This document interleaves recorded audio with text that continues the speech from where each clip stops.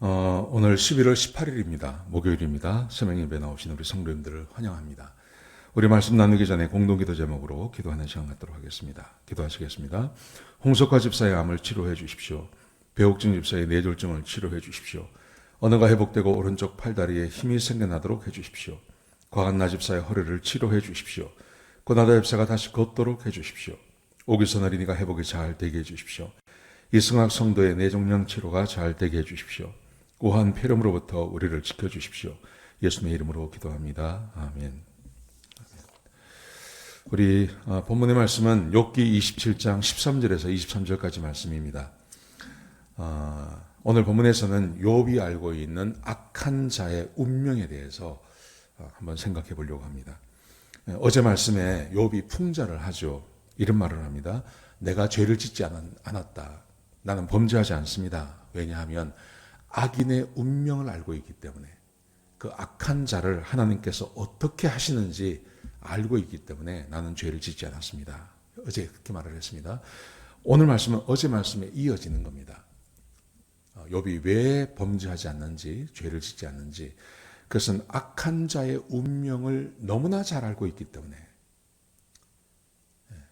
악한 자가 하나님 앞에서 어떤 인생을 살아가고 있는지, 하나님께서 악한 자를 어떻게 대우하시고 처리하시는지를 욥이 너무나 잘 알고 있기 때문에 나는 범죄하거나 죄를 짓지 않습니다. 이렇게 말을 하는 것입니다.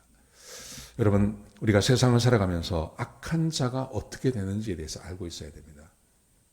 간혹 보면 그냥 우리가 무심결에 보면요, 세상에서 악하게 사는 사람들이 잘 되는 사람들이 있습니다. 성경에도 그런 내용이 나오죠. 여러분, 그렇다고 해서 악한 자가 다 형통한 거 아닙니다. 오늘 욥이 악한 자의 운명에 대해서 말하는데요. 성경이 말하고 있는 악한 자의 운명, 이것에 대해서는 분명히 알 필요가 있습니다. 그래야 우리가 하나님 말씀에 순종하고 죄를 멀리할 수 있기 때문에 그렇습니다. 자, 악한 자의 운명에 대해서 욥이 어떻게 생각하는지, 욥이 알고 있는 악인들의 운명에 대해서 한번 생각해 보시죠. 크게 세 가지를 말합니다. 첫 번째, 가족에 대해서 말합니다. 악한 자의 가족이 어떻게 되는지에 대해서 이야기하고 있습니다. 자, 보세요. 13절에 보시면 악인이 하나님께 얻을 분깃은 이것이라. 하나님이 악한 자에게 주시는 분깃, 선한 자가 하나님께 받는 분깃이 있고 악한 자가 하나님께 받는 분깃이 있습니다. 이 분깃은 재앙입니다. 형벌입니다. 고난입니다. 자, 먼저 가족에 대해서 보세요. 14절에 보시면 그의 자손은 번성하여도 칼을 위함이라. 악한 자의 자손이 잠깐 번성하는 것처럼 보입니다. 그러나 결국은 칼에 의해서 죽는다는 거예요. 칼이 그 자손을 친다는 거예요. 악한 자의 그의 자손은 번성하여도 잘 돼도 결국은 칼 맞는다는 거예요. 결국은 고난이 그에게 닥친다는 것입니다. 그러면서 14절 후반절에 보시면 그의 후손은 음식으로 배부르지 못한다. 악한 자의 자손은 음식으로 배부르지 못합니다. 무슨 말입니까? 네, 만족하지 못하고 유리걸식하며 살아간다는 겁니다. 욥이 왜 죄를 짓고 범죄하지 않는가 하면 이거 알기 때문에 그렇습니다. 욥기 1장 2장에 보시면 자기 아들 딸들이 잔치를 하고 나면 그 명수 한 사람 한 사람을 향해서 하나님께 번제와 화목제를 드리지 않습니까? 왜 그랬냐는 거예요. 이걸 알기 때문에요. 악한 자는 음식으로 배부르지 못합니다. 만족할 수 없는 삶을 삽니다. 가난한 삶을 삽니다. 그래서 그는 범죄하지 않습니다. 이렇게 말합니다. 또 보세요. 14절에 보시면요. 그의 남은 자는 죽음의 병이 돌 때 죽게 되고 그의 가족, 죽음의 질병이 돌면, 요즘처럼 이런 팬데믹 상황이 되면, 전염병이 돌면 죽는다. 비껴가지 못합니다. 그것이 닥칩니다. 이렇게 말합니다. 그리고 15절에 보시면 그들의 과부들은 울지 못한다. 참 이게 남편이 죽었는데 과부들이 울지를 못해요. 그 부인들이 울지 못해요. 왜요? 상황이 너무 안 좋기 때문에 장례를 치를 수 있고 울 수 있다는 것은 평화로워야 되는 거예요. 전쟁통에 무슨 장례를 치르겠습니까? 예. 그런 걸 말씀하시는 거예요. 그의 가족이 고통을 당하는 거예요. 범죄하고 죄를 지으면 그의 가족이 고난을 당하는 거예요. 여러분, 이 말씀을 이렇게 해석하지 마십시오. 아버지가 죄를 지었는데 그 아버지의 벌을 자식이 받는다고 생각하시면 안 됩니다. 이런 의미는 이 말씀은 무슨 말이냐면 아버지가 악인이면요, 아들도 자녀들도 따라서 죄를 짓는 거예요. 그래서 자기 죄에 의해서 고난을 받는 거예요. 가족이 함께 죄를 짓고 악한 행동을 하고 그리고 형벌을 받게 된다. 그렇게 말씀하십니다. 자, 두 번째, 그들이 당하는 고난 어떤 거냐면 재산을 잃어버립니다. 16절 보십시오. 악인이 은과 의복을 많이 준비해도 그가 준비한 모든 것을 의인이 입고 죄 없는 자가 차지할 것이다. 우리가 세상에서 보는 것은 의로운 사람 것을 악인들이 빼앗아가는 걸 봅니다. 여러분, 그것은 자기가 하는 것이고요. 하나님께서 그것을 내버려 두지 않습니다.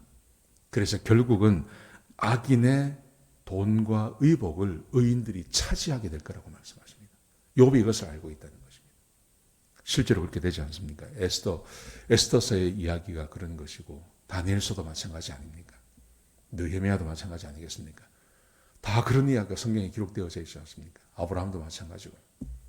악한 사람들이 잠깐 형통한 것처럼 보이지만 결국은 의인에게 지게 되어 있습니다. 악인이 승승장구 못합니다. 그래서 악인의 돈과 의복을 의인이 차지하게 될 거다. 그렇게 말씀하십니다. 그 다음에 18절에 보시면 악인이 지은 집은 좀의 집 같고 파수꾼의 초막 같은 것. 악인이 지은 집 크게 지어봤자 아무 소용없다고요. 초막처럼 무너질 거라고 그렇게 말씀하십니다. 19절에 보시면 부자로 눕지만 눈을 뜨면 아무것도 없을 거다. 잠자리에 들 때까지는 부자였어요. 근데 아침에 눈을 뜨니까 가난하게 됐어요. 밤새 다 날아가 버린다는 거죠. 이게 악인의 운명입니다. 욥이 왜 내가 죄를 짓지 않고 내가 왜 하나님 앞에서 범죄하지 않고 이렇게 의롭게 살았는지 아느냐?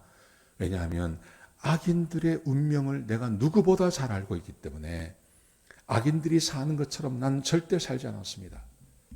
그들의 가족이 어려움을 당하고 그들이 아무리 많은 재산을 모아놓는다 하더라도 그 재산이 곧 사라질 것을 내가 알기 때문에 하나님 앞에서 나는 범죄하지 않았습니다. 지금 욥이 친구들에게 그렇게 말하는 거예요. 사랑하는 성도 여러분, 우리가 이 세상을 살아가면서 늘 생각해야 될 것이 전 이런 거라 실제적인 거라고 생각합니다. 많은 분들이 그렇게 생각해서 그리스도인이기 때문에 고난당하고 어렵고 막 이런 이야기를 하세요. 여러분, 그래서 고난당하는 그리스도인들이 그게 다 그리스도인이기 때문에 고난당한다고 믿습니다. 저는 그렇게 생각하지 않습니다. 성경은 그렇게 말하지 않습니다. 고난받는다는 말의 의미는 하나님의 자녀이기 때문에 예수 믿는 것 때문에 고난받는 걸 말하는 거예요. 예수 믿는 것 때문에.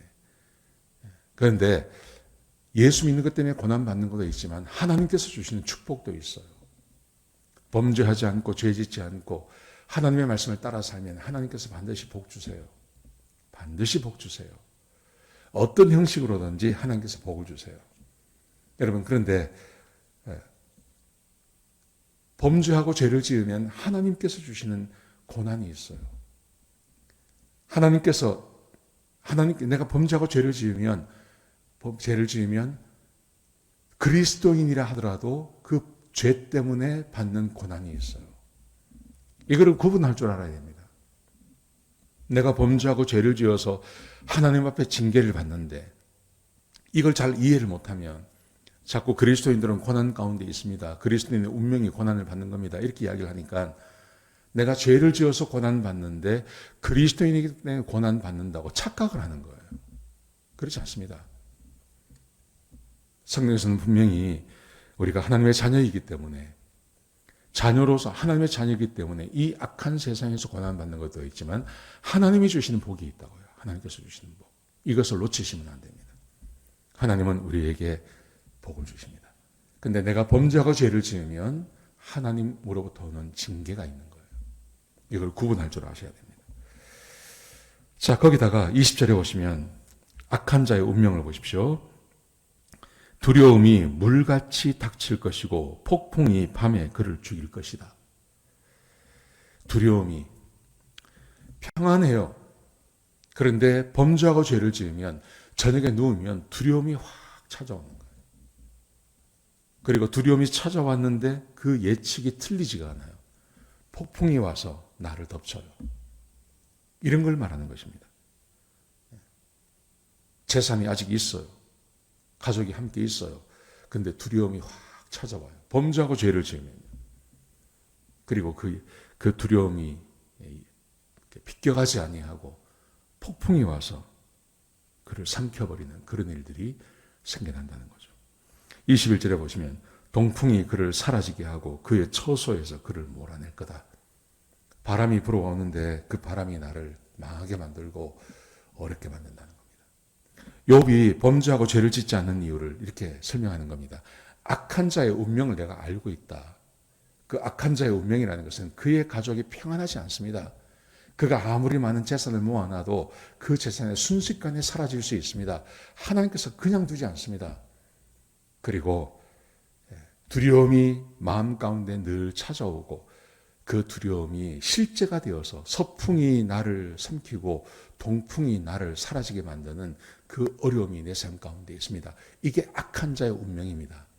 그래서 나는 범죄하거나 죄를 짓지 않습니다. 이렇게 말하는 거예요. 욥이 범죄하고 죄 짓지 않는 이유, 그것은 다른 게 아니라 악한 자의 운명을 알고 하나님을 알기 때문에 그가 범죄하지 않는다고 고백하고 있는 것입니다. 사랑하는 성도 여러분, 오늘 하루 어떻게 살아가시겠습니까? 범죄하지 말고 선하고 착하게 살아가시기 바랍니다. 하나님 말씀에 순종하며 살아가시기 바랍니다. 왜냐하면요, 하나님은 악한 자를 그냥 두지 않습니다. 악한 자에게 재앙이 임하게 하십니다. 우리가 이걸 알고 있다면 하나님 앞에서 범죄하지 못하게 될 것입니다. 오늘 하루 하나님 앞에서 선하게 살아가시는 저와 여러분 되시기를 주의 이름으로 축복합니다. 기도하시겠습니다. 아버지 하나님, 귀한 말씀 주셔서 감사합니다. 하나님, 우리도 이 욥처럼 악한 자의 운명을 알기 때문에 범죄하거나 죄 짓지 않게 하여 주옵소서. 선한 삶 살게 하여 주시옵소서. 그렇게 인생을 살아가는 주의 백성들에게 축복하여 주시옵소서. 주님 감사합니다. 예수님의 귀하신 이름으로 기도드렸습니다. 아멘.